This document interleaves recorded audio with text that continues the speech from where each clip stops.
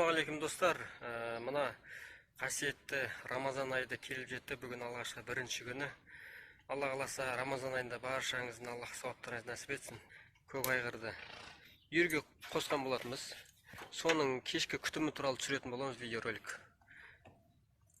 Кешкісін жемді қалай береміз, не істейміз, және оның барлығы ағаларымыздан көп жыл осы айғыр қосып жүрген ағаларымыздан алған кеңесім туралы қысқаша сіздермен бөлісетін боламын. Арнамызға тіркелмеген болсаңыз, арнамызға тіркеліп жазылып кетіңіздер. Міне жем бидай, жүгері және арпа. Бидайдан көбірек береміз. Міне бір қалақ бидай салдым. Бір қалақ жүгері.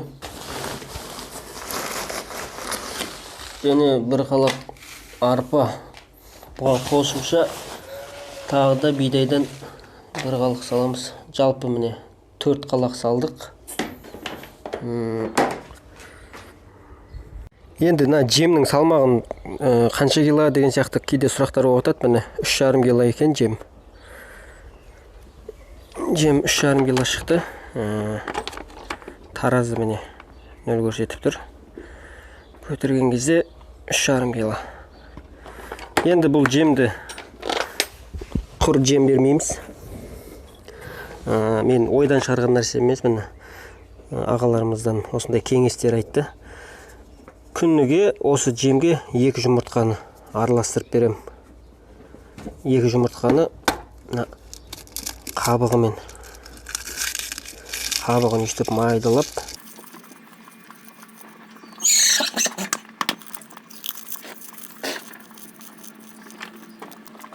және міне майонездің ыдысымен жарты шелек қылып су құям.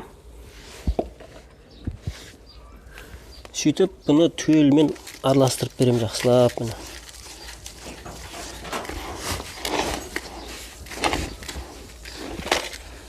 Міне тартылған жем болатын бәрі. Майдалап, ішіне дымдап қойдық. Былайша айтқанда қатты су емес, жай ғана дым. Шаң шықпайды. Міне қазір айғыр жем жеуді бастады.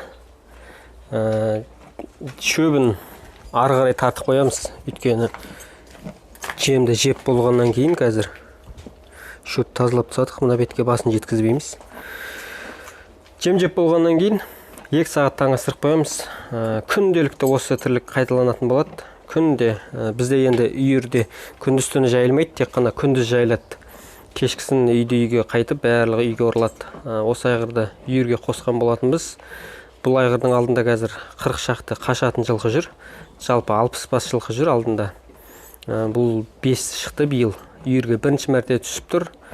Енді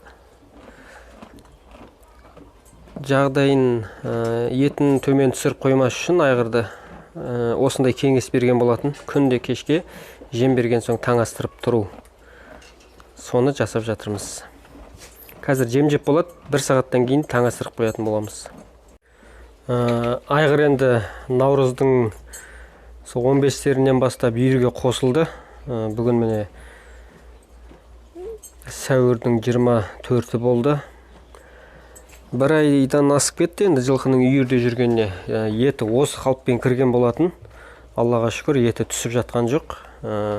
Осы таңастырып тұрғанның да пайдасы өте зор болып жатыр. Жемді енді 2 қалақ қана жейтін бұл басында, нормадан артық жемейтін. Осы үйірге түскелі бері қазір 4 қалаққа көшті. 4 қалақтан артық салсаң қазір жемейді. Сол 4 қалақты ғана жеп жатыр. Енді жаймен жарты қалақтап асыр-басыр қосатын боламыз.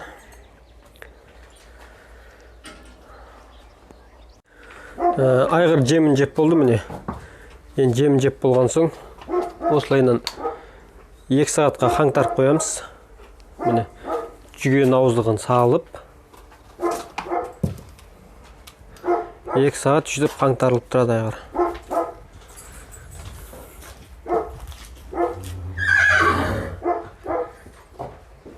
Міне қаңтарғаннан кейін де 2,5 сағат өтті. Қазір жүгенін шешіп, шөбін салып қоятын боламыз.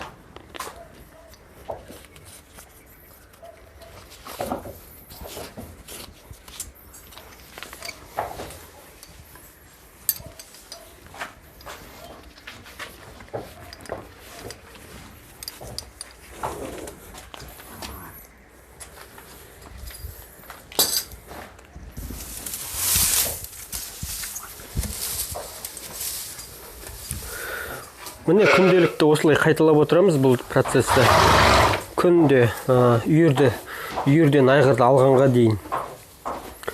Күнделікті осылай болады. Видео ұнаған болса, лайк басып, комментарий жазып, болмаса өздеріңіздің ойларыңызды, пікірлеріңізді қалдырыңыздар. Бұдан да басқа әдістері бар ма, бұдан тиімді әдісі бар ма? Каналға тіркелмегендер болсаңыздар, каналға тіркеліп, каналымды қолдап кетіңіздер. Сіздерден тек сондай ғана қолдау қажет маған. Достарыңызбен бөлісіп, WhatsApp желісімен бөлісіп, каналдың дамуына осындай үлес қоссаңыздар екен деймін.